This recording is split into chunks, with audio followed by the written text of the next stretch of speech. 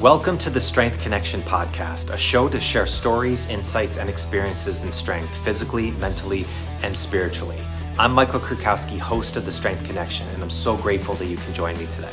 So in these episodes, I connect with some of the most inspiring and successful individuals to chop it up and learn from true life experiences that have helped them become who they are, the strongest versions of themselves. One of the greatest ways I've always learned the most important lessons is through stories. We all have them, and they make us who we are. So let's dive in. Here we go. So today I'm joined by Matt Bush, the creator and founder of Next Level Neuro. It's a program focused on the education of neuroscience for the health, fitness, and wellness coaching industry. So when it comes to the science of strength and optimal human movement, Matt is one of the smartest people that I've ever met. There's so much knowledge in this episode. I'm not even going to go further. Just dive in and just enjoy. All right, let's get right to it. Before we do, please show your support for the show. Make sure you subscribe and rate the podcast wherever you're listening, and also on our YouTube channel, The Strength Connection. Your support means everything to me, and I sincerely appreciate you. All right, thanks so much. Let's get on with the show. What's up, everybody? Welcome back to the podcast. Matt Bush, thank you for taking some time. It's nice to see you. I'm excited to be here. Thanks for having me. I am as well. This is a fascinating topic, as I was saying, because neurology is one of those things in coaching that, as I mentioned, I think is very misunderstood about how to go about it. And I know personally, and I've been coaching for 15 years, I still feel so much of a beginner in this work. Yeah. And this is what you and Kathy have really developed this amazing program with. So I'm pumped to dive in to go over really everything with you today. So again, really appreciate you taking the time and giving us some valuable info here. Yeah, for sure. For sure. Yeah. So how this all gets started for you? I mean, you've been coaching in Next Level Neuro, Kathy, with Z Health, and really built this into an evolution of this great program, not just on the strength training and the programming side, but also on the business development side. How did coaching first get started for you? Well, my personal story it goes back to 2004, was my intro to neuro. And it was actually through Kathy, but we have known each other for years and years. I was always an athlete, field sport athlete, soccer, football, baseball. I ran track. Well, I didn't run anything. I did pole vaulting and jumping. Anyway, I was like 22 at the time, and it had blown out my knee, had a meniscus repair, multiple ankle sprains. So every time I went out to play like recreational soccer, beach volleyball, I had on 2 knee braces and 2 ankle braces. And I would be in pain for days after a 90-minute game. Just joint pain, muscle pain, everything. I'd been to physical therapy.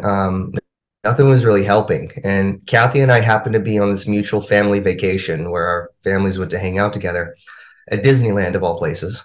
Okay. And we're walking around, and my knees and ankles are just killing me from walking on the concrete. Mm-hmm. And she actually had this kind of first introduction to some of the neuro exercises that we now teach. Mm-hmm. She's like, well, why don't we try some of these and see what happens? And like miraculous to me, it knocked out my pain immediately that day. Really? And really easy stuff. Like, when your ankles hurt, move your wrist. When your knees hurt, move your elbows. It's like this opposing joint idea. And then some basic circular movement stuff at the joints in question as well. Really easy stuff. But after learning just the few over the weekend, she basically taught me like the full body series from head to foot. Mm-hmm. And she's like, just do the exercises once a day. Just go through the whole series, try the whole thing. So 8 weeks later, and to the day, 8 weeks later, I go out to a soccer game and I open up my bag, and it's one of those moments of like changing your life. Because I look in my soccer bag, and I left all my braces at home. Okay. It's like, am I going to play without the braces and maybe trust these exercises, or am I going to leave and go back home? And like, screw it. I've been doing these exercises. Let's see what happens. And that was really the first time I had played, first of all, with no bracing. And I felt totally safe and strong. Mm-hmm. But I didn't have any pain after the game. Like that night, no pain. The next day, no pain. I was like, I could play another game, no problem. And this light bulb went off. I was like, okay, there's something really here. Like, this is seriously life-changing. So I started learning more on that neuro path in around that time, 2004, 2005. Yeah, and I was still in university at the time, Hmm. studying something totally different. But in 2009, 2010 is when I got involved professionally. Hmm. Started coaching neuro and teaching, Right. and it just became this eye opener and this really way of looking at training and the human body. Where what I realized really quickly is that every coach in the world is already doing neurology. They just don't understand how or why they're doing it. Right. Yeah. Right? They're training it on accident. Right, exactly. Yeah. Because just probably And from doing the movements, you're doing something with neurology. I yeah, mean, our yeah, brain you're is doing telling our body to something move. Mhm. exactly, right? Like every movement that you create comes from your brain or your nervous system at some level, Mhm. whether it's voluntary or reflexive or stabilizing, it's all driven by the nervous system. And so all these coaches, they're training the nervous system and training the brain, but they're literally training it by chance or by Mhm. accident. And so the more that you get into even the basics of applied neuro, what you figure out is that everything that happens below the neck is really being controlled by what lives above the neck. Right. And then in the coaching world and training world, we kind of, I guess I would use the term, we kind of pay lip service to the nervous system. Like we talk about neural drive and greasing the groove and stuff like this. Mhm. But then we often explain away problems or performance issues with stuff like motor pattern dysfunctions Mhm. or functional movement issues and stuff like this, or even structural issues. Like, Mhm. well, yeah, you got this, your ilium on one side is rotated and hiked on the other, and Right. blah blah blah. Right. And that's not to say the structure can't have some influence, but the structure didn't just decide to go into that dysfunctional position one day. And the functional motor pattern didn't just come into, come into play all by itself. Like even the individual muscles, when you have a muscle that's not firing well or not facilitating correctly, Mhm.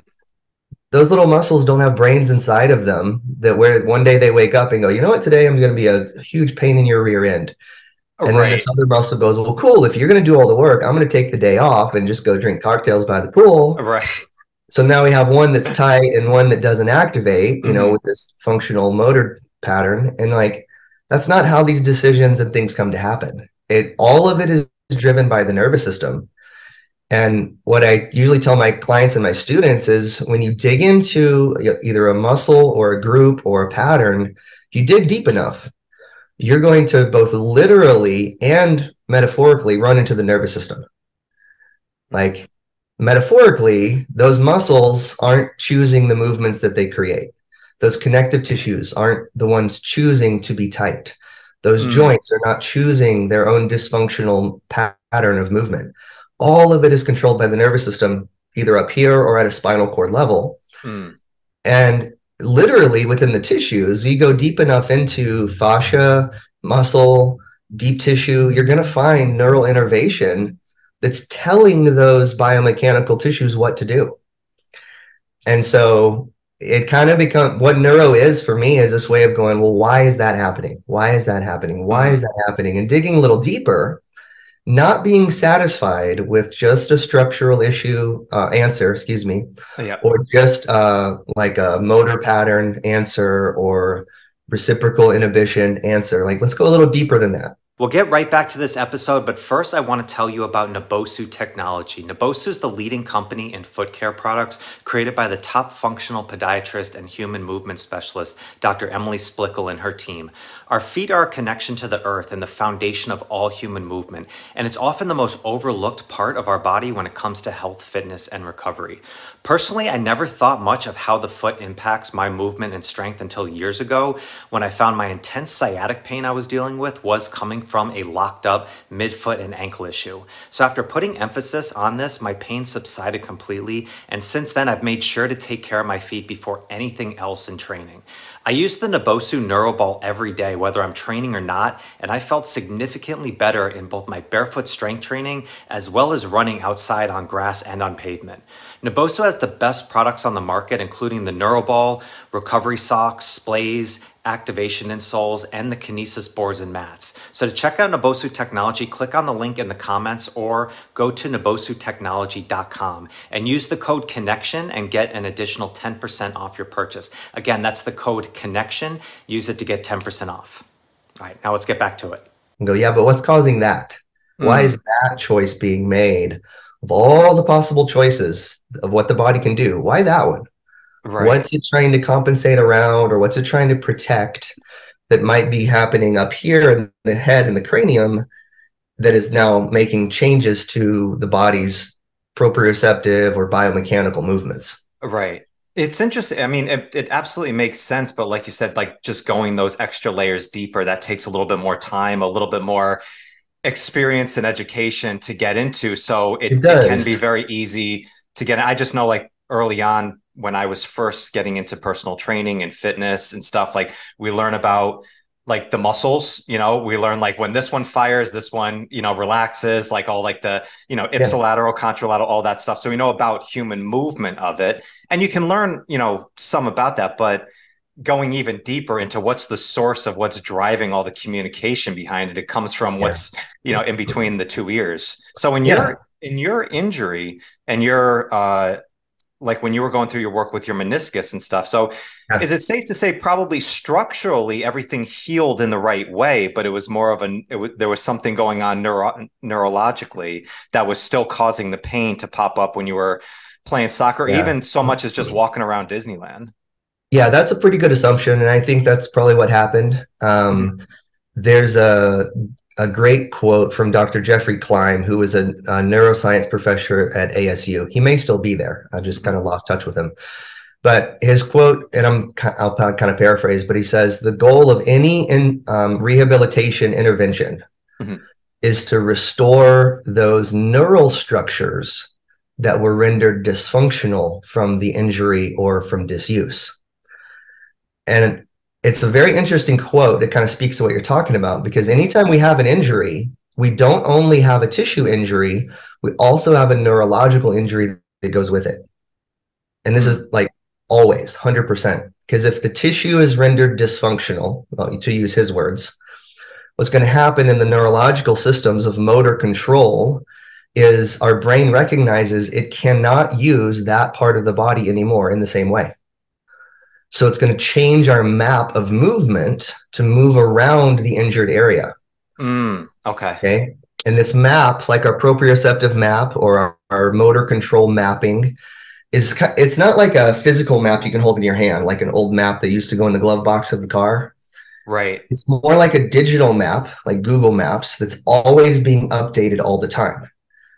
And so as the injury is present and we go through, 4 to 12 weeks of healing, depending on what it is, the map in our brain changes during that time, and it almost cuts out that portion and discards it and go, I'm not going to use that right now. I'm going to avoid that at all costs because I don't Okay. want to further injure it. Right. So then the tissue heals.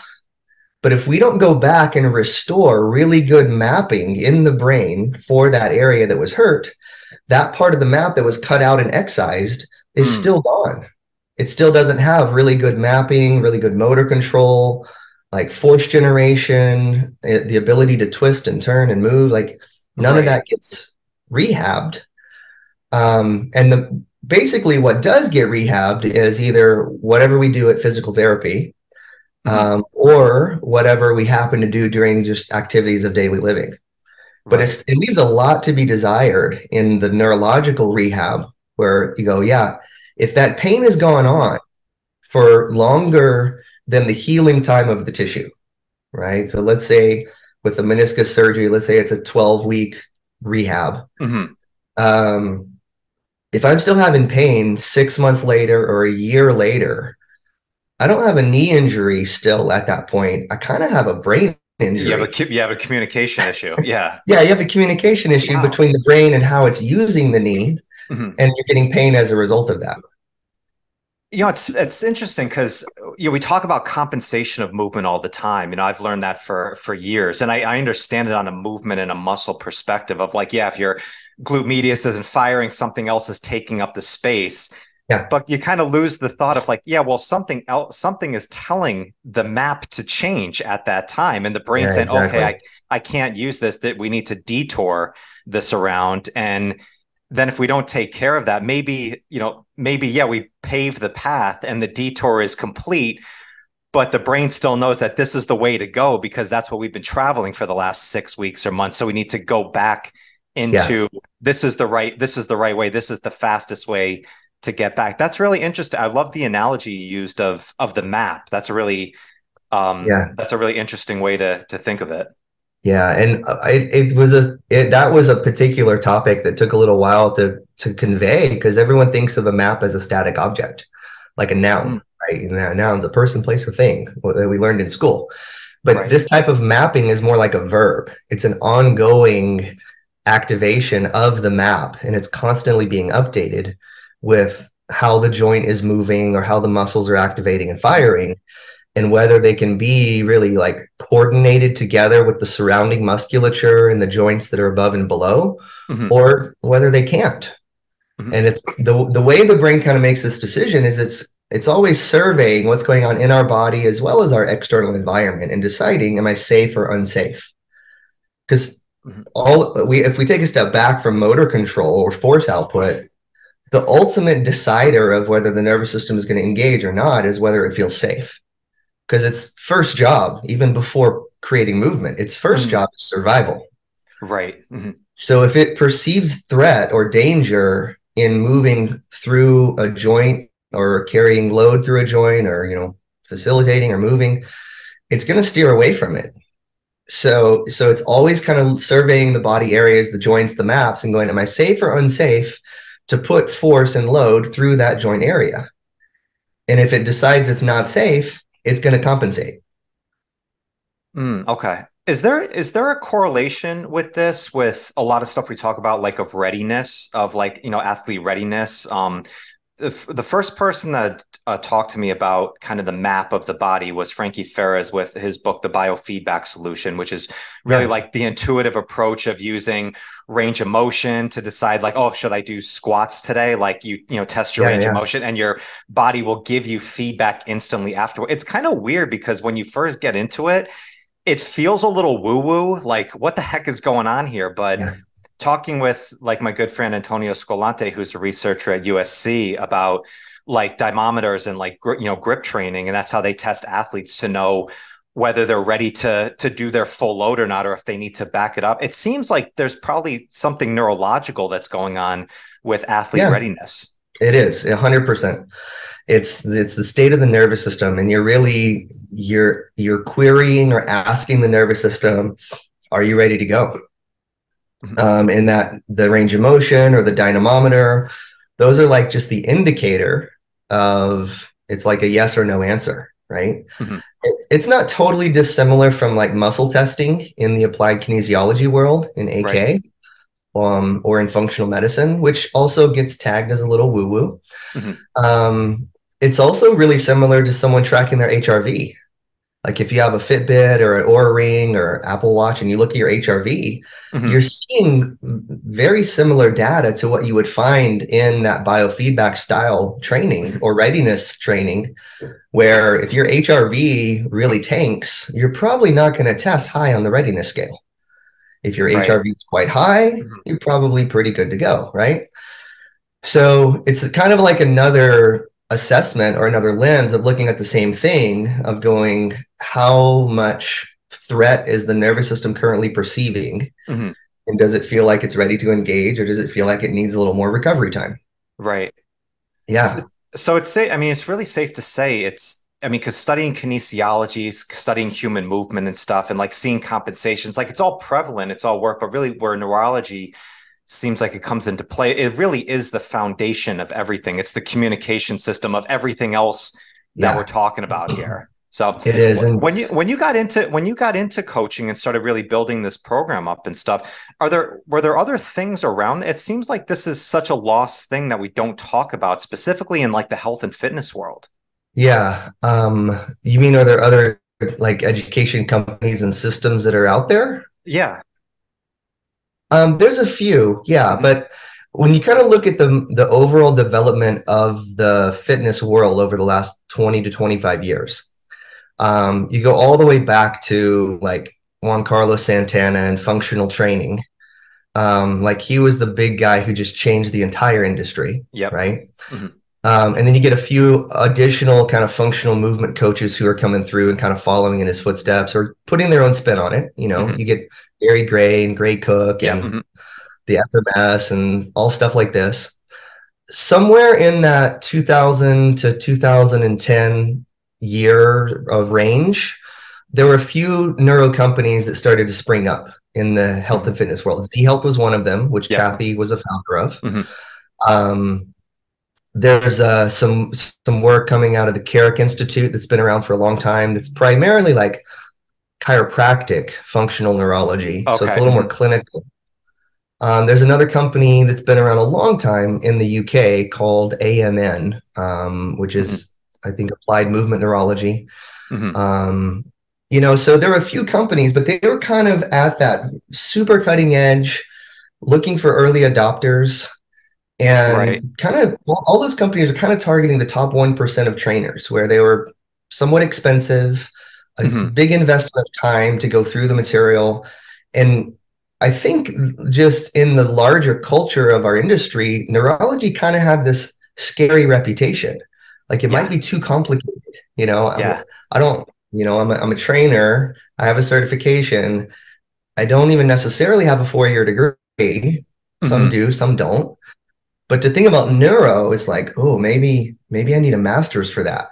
It's a big word. And that's really not true. Okay. Like years ago, when we first started teaching neuro, we got this scathing email from this chiropractor who had been through chiropractic school and a whole bunch of neuro studies. Like, I can't believe you're teaching personal trainers how to do neurology. And like, I read this email, I had to sit with it for a little while, but eventually I come to this awareness. I'm like, why should we lock the knowledge of how the nervous system works behind a white lab coat and a degree that cost $500,000? Yes. Like, everybody's got a brain. They need to know how to use it. We don't get a training manual, right? If we're the people who are actually working with clients in the day-to-day world, we should be the most equipped about how the nervous system and the brain work. Because here's the deal, like we're trying to help people improve their movement or get stronger or lose weight or look better naked, whatever it is. And if we don't really understand how movement works, we're only working with that biomechanical proprioceptive system, we're only really scratching the surface of really improving their performance. There's so much more depth and available growth and capacity as soon as you get into the nervous system. And it doesn't require a master's degree or a lab coat to be able to do it. It's very, very approachable. It's just that nobody's ever heard of it before. Right. It is. I think I'm glad you said that, because it's those words like neurology. Like if you're just getting in, it almost sounds like, oh my God, like what's going on with the brain? Because it's so complex. You think, how can I possibly understand this, use it? But as you said not too long ago, coaches and trainers who are putting, people through movement, they're already doing neurology in some sense. It's just now let's actually know why this is happening and get a deeper understanding of it. And I know there's always going to be, people like that, right? Of just like, this is this lane, and oh no, like hands off here. You need to go through these doors before you can even talk about doing that work. When in reality, as I always found that especially coaches and personal trainers that are able to work with people a couple of times or a few times a week, like a trainer who's working with somebody 3 times a week, if they work with them for a year, that's 150 plus times they're going to be able to see them throughout the year, where their doctor, they might get 7 minutes every 4 or 5 months in there. It's like they have such more of an opportunity to actually create lasting change by doing this. But I know from early on, that word was always like, nope, like back off, like stay with movement. Like this is what you do. And then after I'm like, no, it's like, you can understand this. You can learn this a little bit more. That's why I love what you guys are doing with Next Level Neuro of, at the beginning stages of coaching, learn this stuff first and really build this confidence of it, because it's only going to improve what you're doing in your field. Yeah, it is. And, we work within the licensure of trainers. We're not trying to break the rules. So we teach people how to do neurology through the lens of assisted exercise. Mhm. Like it's all active on the part of the client. You're reassessing at every step to make sure that you're not making a wrong move. Mhm. You're staying within your licensure, so we're not literally trying to turn people into doctors. Mhm. But it's kind of like a new profession because once you learn neurology, you're not just a trainer anymore either. Right. You have a lot more capacity to make changes for folks and to understand, like they might have a, just as a couple examples, they might have a visual issue, Mhm. like with their eyesight and their vision that's kind of gone undiagnosed. Maybe not necessarily they're just their visual clarity, but maybe they don't track objects well, or maybe they're starting to lose a little bit of their peripheral vision. It's kind of Mhm. everything they're not looking at, right? Right. Mhm. And that can have a huge impact on body movement and everything in the rest of the body. Mhm. Like I tell my clients, they go, imagine you're staying in an Airbnb or at a hotel. You have to wake up in the middle of the night, go to the bathroom, and it's pitch black. Like, what does your movement look like in that moment?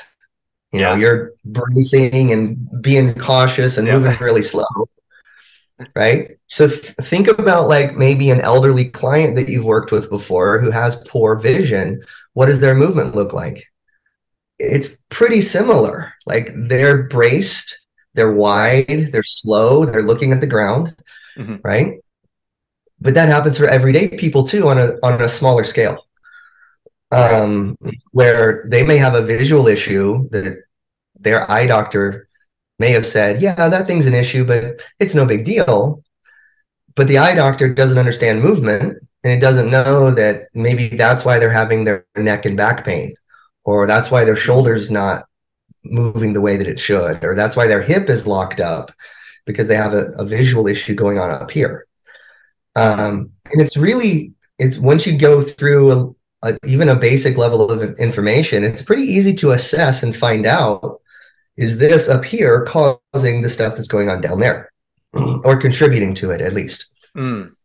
So Um, it's all stemming from the brain is trying to be safe in there. So if the yeah, it's senses are trying to off, it's gonna. protect itself. Yeah, it's funny. It's funny Yeah. you said that because that happened to me last night. Just in the middle of the night, just had to use the bathroom, and you're just walking through like it's pitch black in my house. So it's like it's just a very small step there. It's like you don't know if you're gonna bump into something. It is. It's Yeah. completely different. And we kind of think nothing of that in that space. We kind of reckon, yeah, well, I'm walking through the dark trying to stay asleep Yeah. in there, but you just Exactly. naturally change your movement from there. And with certain people, after an injury or after something traumatic that's maybe happened to their body, yeah, their brain is probably still saying safety first. We're going to tense everything up first. And structurally, everything feels really great.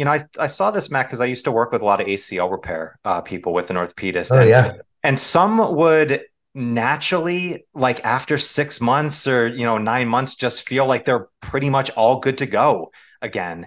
And Hmm. you kind of chalk it up to, well, they're already really conditioned people, like they did everything right that they were supposed to. It's like, well, maybe it's something deeper. Maybe all the communication of stuff is just better, where others who were seem like they're really still athletic, they're doing all the right things, their range of motion is there, but they still don't feel comfortable to get back onto the playing field, especially something like playing soccer or lacrosse, which is all quick movements where you don't want to be thinking about Yeah. it. You should just be in that flow. And you almost kind of chalk it up as a coach sometimes to, well, sometimes, people recover at faster rates and stuff. It's like, no, there's probably something deeper going on. Yeah. I would say there definitely is. And Mhm. once you recognize it, the coolest thing about neurology is it kind of gives you the power, the opportunity to help 100% of those clients. Mhm. Like you talked about earlier, how the trainer who's working with somebody 3 times a week is with them 150 hours a year versus 7 or 8 minutes with their doctor. Mhm. Like, not only do you get the opportunity to retrain and rebuild the map, but you also get to see other things that crop up that would become problems if they're not addressed. Like you get the Mhm. early detection, the early warning signs, so that something weird's happening here. Right. Um, and in the greater part of the industry, when you look across the actual results that trainers and coaches get, you typically see that most coaches can help about 80% of their clients. You got like 20% who are super responders, Yep. where, you throw a hamburger at them and they like gain a huge amount of muscle. I love it. I have a few of those. It's like, yeah, those are the clients you love. You're like, we can do yeah, anything. It'll work. yeah. You got 20% who are like these super Yeah. responders. You got Yeah. Your job 60% of there is just people. get out of the way. Just let them do anything and Yeah, they'll figure it out. Mhm. for sure. You got 60% who are in the middle of your bell curve, Mhm. average response. And then you got 20% at the bottom who they're working hard, they're doing the work, they're training, and yet they're not getting any better.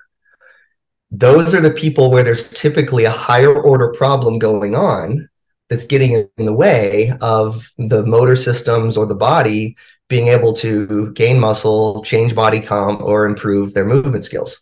There's something up here that's disconnected.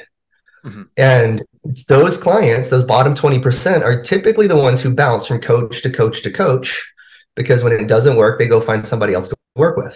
And it doesn't work, and they go find somebody else. And then eventually they give up, you know. And Right. the coaches who they have all bounced through, excuse me, we don't do it on purpose, but the coaches tend to blame the client. Like, well, we did the right program. We were running the protocol. We were running the program. We were training them. You know, maybe they weren't keeping up with their diet and nutrition, or Mhm. maybe they were cheating on the side, or maybe they weren't recovering enough, or maybe they were just too Yeah. stressed out. There's too much Yeah. cortisol in their Maybe, body. maybe, maybe. Yeah. Yeah, but ultimately that's blaming the client. Right. And the truth is that if we have the ability to kind of expand our vision a little bit as the coaches and look a little higher up into the brain, the visual system, the vestibular system, their motor coordination of how all of those things are integrating together, we would probably find the combination to unlock for them what would allow them to move up into those higher levels of result, because we find the thing is holding them back. Hmm.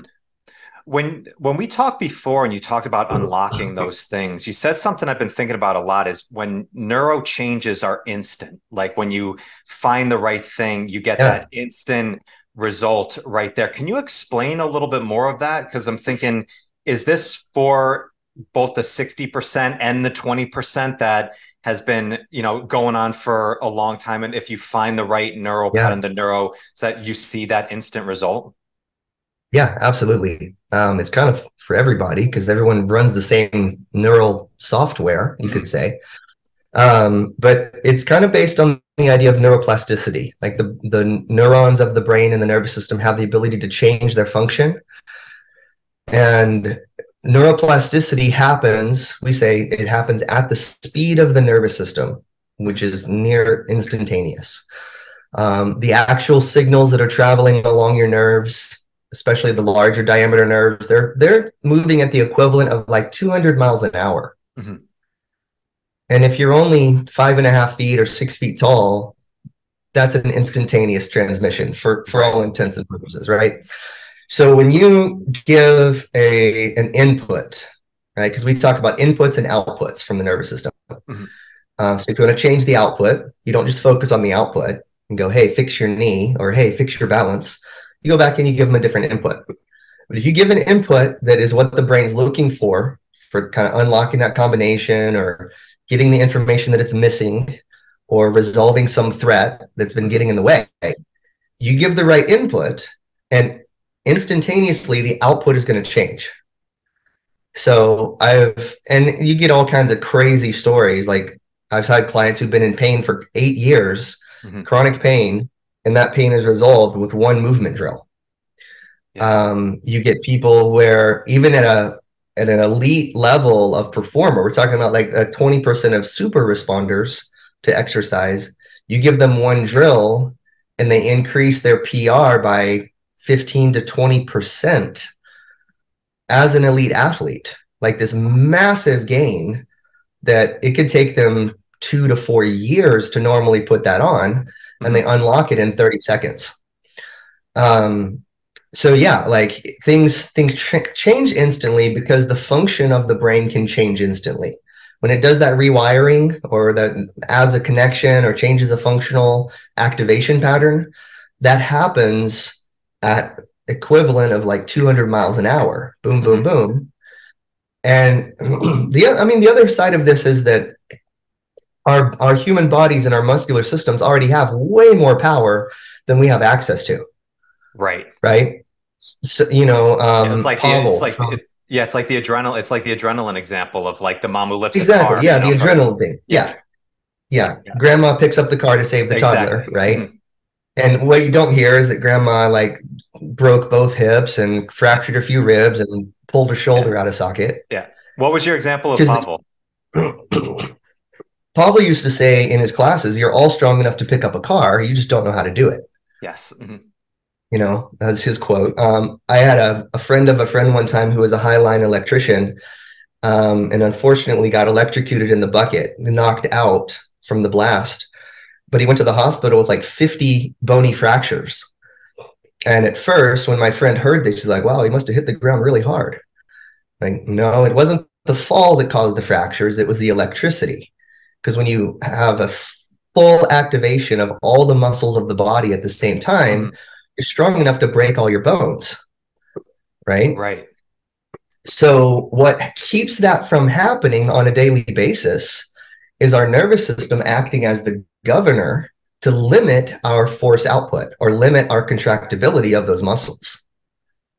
So you can try as hard as you want to do strength training or isometrics or voluntary contraction, and you may be able to push that muscle fiber contractibility up to like 90 to 95% with training, but you're not going to hit 100% and fully contract it all because you would rip your tissues apart. Right. Yeah.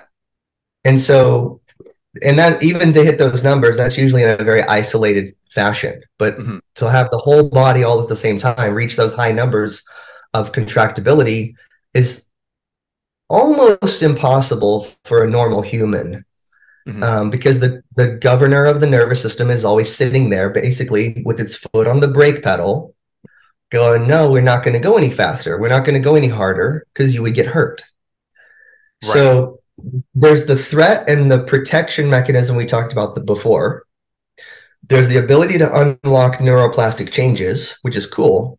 But then there's also just if you give the nervous system some information that makes it feel a little more safe or a little more capable, it's going to take its foot off the brake pedal a little bit. And that alone can give you massive gains in your performance wherever you are on that spectrum. You could be at the bottom 20% and something just unlocks, or you could be at the top of the 20% and now you feel superhuman. But it kind of applies to everybody across the board. But that change, just taking that foot off the brake pedal and going, yeah, you can have a little more power. You can have a little more contractibility. That's a choice the nervous system makes based on the inputs it's receiving, its mapping capacity, what kind of map it has, and to some degree, all of its previous experiences. What it's trying to do is make a prediction of, am I going to be safe? Am I going to be successful? And if everything looks cool, yeah, I'll pull my foot off the brake pedal and let you go a little harder. Gotcha. Okay. It's interesting. Stu Mcgill, when I spoke with him, when he talked about like elite level deadlifters and like power lifters, and he said why the average person, you'll never, no matter how much you train, you'll never be able to get there, because he talked about the governor, like that unlocking. And the language he used was pretty colorful, where he said that when he steps up to the platform to lift, 800 pounds, 900 pounds, he's the same like neural unlocking as someone about to commit murder. Like everything is just out the window for that one attempt right there. And it's probably, there's probably a lot of neurology that's going on from that. You think of it as just like, oh, this is a really skilled person. It's like, no, they've got more faculties that are open up there, for when you get to that like elite level, from there. And he's worked with the best of the best in that. When you talk about the unlocking and the output, like it's easy for me to recognize, like, okay, you have an injury and you do something and you feel that instant relief. But what's happening with that like high achiever who's like already doing really well and all of a sudden they do 50%, more of unlocking? Is it just opening up more of their ability to contract, or like this? Can you explain a little bit more of what's going on there kind of at that high level? Yeah. So typically at that higher level, what happens is that when you get a big unlock in that way, you've found an area where you've given an input or stimulus, basically like an area that nobody's ever touched before. Like it's this undiscovered treasure, right? Or it's like this giant pile of gold coins sitting on the table. And everyone's been over here like searching for any type of value they can find, but they've ignored this whole pile of treasure. And all you have to do is go over and start to access that, and this amazing growth happens. Mm-hmm. So like as a quick example, years ago, as this guy came to one of our courses, he was a longtime bodybuilder. He had competed professionally, comes to our class, learns about training the visual system. He's like, all right, I'm going to go back home and test this out. So he goes to the gym on like Monday, Tuesday. He's doing incline dumbbell presses. He does his first set after his warm-ups and everything like that. He does his first set to failure. He pushes like 14 reps. In his rest period, he does his vision training drill that he learned on the weekend they tested well for him with like a reassessment. So it's a pencil push-up where he's converging and diverging his eyes as he moves his finger in and out toward his face. He does a few reps of that. He goes back into his incline press, same weights, and on his next set, he pushes 42 reps. 14 to 42. And this is like a professional bodybuilder. And so he calls me. He's like, what the F just happened? I was like, well, I guess you finally got warmed up, kind of playing with him a little bit. Wow. But when you unlock something like that, like what we had learned in the weekend is he had some pretty decent visual deficits. Mm-hmm. He had some compensations. He wasn't, and he would have told you this from his history. He's like, I'm not a good reader. I didn't really do well in school, had trouble paying attention. If I do try to read, I fall asleep within 5 minutes. Mm-hmm. He's like, I don't have great reading comprehension. He's like, I'm just not much of a reader. He's like, I'm a social guy. I'm a networker. I'm a connector. Sure. I talk to people.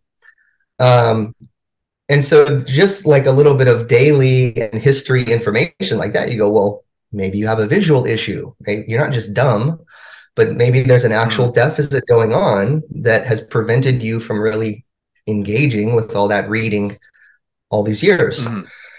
So that's how we caught on to this idea that we should test his visual system. Mm-hmm. But that was like this pile of treasure sitting on his table that from an athletic perspective, no one had ever even considered that visual system could have an impact on force production or on athletic ability. Like every once in a while, and it's more common now, you hear about field athletes, like baseball players, football players, even basketball, like all these tennis training vision. Yeah. Like we do high level sport vision training and stuff like that. But most of us don't think about doing vision training to improve our work in the gym or our strength work. Right. It's like, well, why would my vision make any difference to my dumbbell press? Like, who cares? Right. If the visual system is the thing holding the nervous system back and you can unlock it, you get these massive gains. And it's the governor. That's the easiest way to say it is you're telling the nervous system it's safe to take its foot off the brake and give you more power. So you haven't really changed the muscle fiber contractibility. Like if you were doing a muscle biopsy or looking at his muscular tissue in a lab, you haven't changed the tissue, but you've changed how the nervous system is willing to allow it to move and work under load when you worked with the inputs from the visual system, in his case. Yeah, that's interesting. I think a lot of people who are listening who are kettlebell practitioners like have had that story of it where doing that like one arm, max overhead press. And then all of a sudden you look towards the bell and see, and when you go a layer deeper, you realize, oh yeah, the more awareness you have of where you are in space and keeping that bell under you, it's just going to add into that's the word that you really used is that safety in there to unlock something different. There's the famous, picture of Pavel in Enter the Kettlebell with the bottom up bell, and you see he's looking at the bell as he's going up. That's a skill set in there as well. And doing like things like heavy Turkish get-ups and stuff like that, when you realize like you need to get to that space, keeping the eye on that bell of where that thing is in space, all of a sudden you see an instant change in space from there. So with the example you said of the bodybuilder of 14 to 42, that's some fucking crazy stuff right there. I mean, that is absolutely insane right there. Yeah. but like to hear it's like, okay, that's a real thing right there. Like there's something to it. You can, as we kind of said in the beginning, it's very easy to put this of like, this is woo woo type stuff in here. And Yeah. I can't explain that on a rational thing. Well, if you go a little bit layer deeper, you realize, yeah, Yeah. it's all objective evidence that you're getting right here. You just need to study it a little bit more. Yeah. And, just really quickly, another example, in training certifications or kinesiology, depending on how deep you go, you might have learned cranial nerves, like in an anatomy class or something. But they can have an equally huge effect because they live in the cranium. They affect the face, head, and neck, but we don't ever train them for the most part. So I have another client who's a professional fitness competitor, ranked in the world rankings of her federation, and was working with her about a year and a half ago. She was having trouble hitting a pull-up because of a previous rib injury. And the rib injury was 8 years ago, like nowhere near still injured, but she was barely grinding out one pull-up. So we did some cranial nerve testing and found out that if she would put not a whole mouth guard in, but only on the right side, just to bite on the right and activate the right side masseter, it really improved her reassessments. So I'm like, well, put your mouth guard in, bite down on the right, and do your pull-ups. And she goes from one pull-up, max effort, to hitting 5 in a row. I'm like, well, that's pretty good. Like, that's pretty huge. You can barely grind out one. Now you can do 5. That's wow. Yeah. And all we had to do was bite down on this mouth guard. And when you see something like that, at first you're like, okay, what's going on? Like, how are you hacking the nervous system, right? Because it kind of feels like biohacking at that level. Right. But what it really is that we've looked into the different systems that make up the sensory inputs and motor control. And we've gone, okay, where is there a problem? Where can we find a deficit? And then can we retrain it and make it more activated and integrate in the whole? Because the more integrated the brain is with all of its systems, the safer and more predictable the movement's going to be. Right? Watch a kettlebell, Pavel, watching that kettlebell go up. The reason to watch the bell is that its path becomes more predictable. Right. The reason to activate the cranial nerve is that when the cranial nerves are better integrated, all of the movement of the body becomes more predictable because there's not something that we have to compensate around. Right. I just have a clear path to go from A to B, and then the nervous system goes, yeah, cool. Foot off the brake pedal, let's go. Yeah. So to get that kind of improvement, like knocked out her pain, opened up that action. She had the strength to do that the whole time, but she couldn't access it. Yeah, that availability versus accessibility. Yeah, exactly. And it wasn't just, oh, we have to work on the rib. We could go higher up in the neurological systems and address something at a higher order, like higher up in the hierarchy. And then it can have this kind of almost trickle down effect to lessen the pain, open up and access the muscle activation so she can do what she wants to do. Yeah.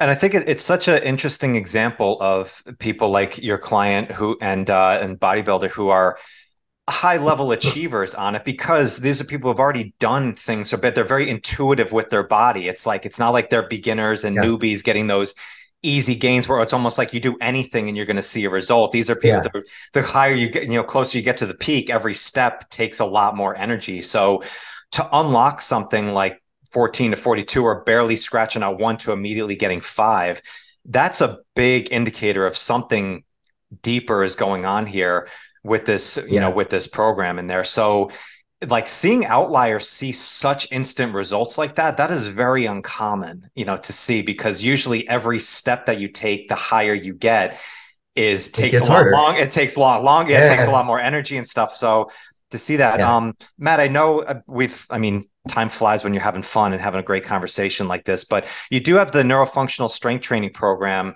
which I'd love to have the listeners go. Can you give a little just brief synopsis of this program and really how it works for coaches? Yeah, for sure. So let me start here. For years, we had this big mentorship program, which is a year of education. It's kind of the deep dive for trainers and to give you everything you need to know about how to do neuro training. But the neurofunctional strength training program is kind of the introduction to get you the drills in your hands so you can start testing them and using them without all of the background information about what systems are we activating and how are they connected and all of this kind of stuff. It's just like, here's the toolbox that if you want to start using this with your clients and implementing these tools, here's where you get started. Okay. So it basically puts into your toolbox stuff to train the visual system, the vestibular system, cranial nerves, peripheral nerve mechanics, kind of like nerve flossing that the client can do. Yep. Proprioceptive mapping drills, like joint mapping and muscle mapping activation stuff, and some integration exercises, getting that several of those systems back on the same page. And so it's really taking and like going, hey, let's experiment with trying these activation inputs or these neuro exercises for all these different systems, see what happens. You know, test it out yourself, mix and match with your clients. And the way it's structured, we broke it down into like presses, pulls, squats and lunges, and then a functional movement section, like to work with the FMS, right? And so inside of each one of those, it goes, here's your drills to work with your pressing exercises. Here's the drills that work with your pulling stuff. Here's the ones that work with your squats and lunges. Here's the ones for your FMS. But you can mix and match those anywhere you want. Yeah. Like the cool thing about the nervous system is that any good input can affect any output. So the more that you get comfortable with these tools, you may find out that, you know, we put that mouth guard trick in the pulling because it goes with that pull up really nicely, but it might also help one hit their squat, or it might help them ace their FMS testing to use that in those different scenarios. So there's about 40 different exercises and neuro tools there for you to start playing with and experimenting with. Each one of those sections has a little bit of a neuro primer, kind of telling you what's going on and why we've chosen the drills. But really, it's a super easy applied toolbox for you to use in the gym and on the floor with your clients or with yourself to start improving performance and kind of unlocking that governor that we've been talking about. Perfect. It's amazing. Matt, this has been so informative. My head's spinning right now with so much amazing information. I'm so pumped about this. I have so many more questions for you, so we'll have to do a part 2 at some point after I do these drills and get these rolling. If people are interested in strength training program, looking at everything that you and Kathy are doing, what is the best place that listeners can go to? Yeah, on Instagram, you can find us at Next Level Neuro. And that's also our website, nextlevelneuro.com. So we're on IG, Facebook, and on the web right now. So look us up, shoot us a DM, and we'll be happy to talk about anything that you guys need. Awesome. Perfect. Matt, thanks so much for your time. Really appreciate it. Listeners. Thanks, Michael. This has been awesome. Yeah. Listen, take notes, go back and listen to this one, start applying this, go check out Matt and Kathy's work, and I'll catch you guys on the next one. All right. Peace. Thank you so much for joining me today. I hope you found some great value here. And if you like this episode, please drop a comment and leave us a 5-star rating and review. It does more to build the show than you can imagine. And do not forget to check out and join the Strength Connection Facebook group. In this group, I share the biggest takeaways and lessons from these amazing conversations, as well as training and strength tips for pursuing mastery and fulfillment in life. This group is filled with individuals looking to take full control over their strength, and it's the perfect space to explore new ideas and to share your journey. And you'll also get exclusive access to these Strength Connection Mastery Seminars. It's a deep dive into the physical, mental, and spiritual training that you can begin using immediately. So do not wait, go now. Seriously, go. All right, much love to you. Thank you so much, and I'll catch you on the next one.